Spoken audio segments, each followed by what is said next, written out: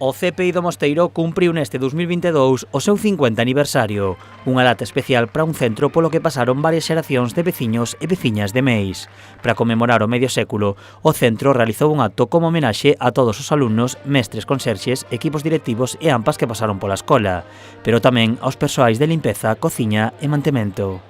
Somos un centro do que se fala alén das nosas fronteiras, e dende aquí quero que sintades o orgullo de haber pasado por esta escola pública, ben sexa como alumnos ou alumnas ou ben como profesionais.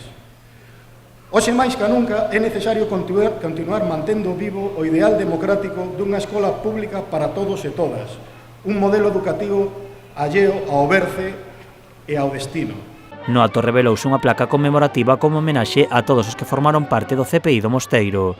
Unha delas foi a propia alcaldesa de Meis.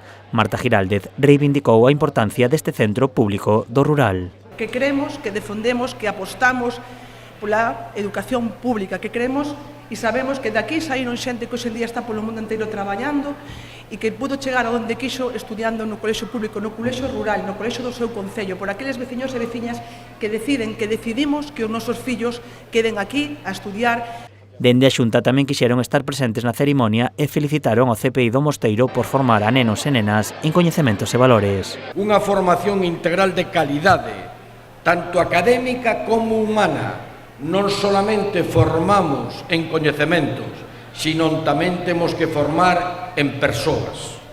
A todos, adaptándose ás necesidades educativas do alumnado e ás demandas dunha sociedade plural e diversa nun mundo globalizado.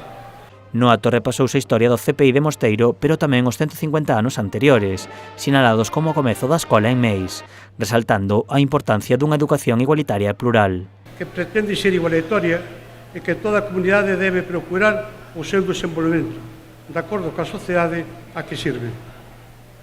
Entender que a educación é un dereito fundamental, que as institucións a vexan non como un gasto, sino como unha inversión, teremos abertos os camiños para que a escola desenvolva a función que lle corresponde na nosa sociedade.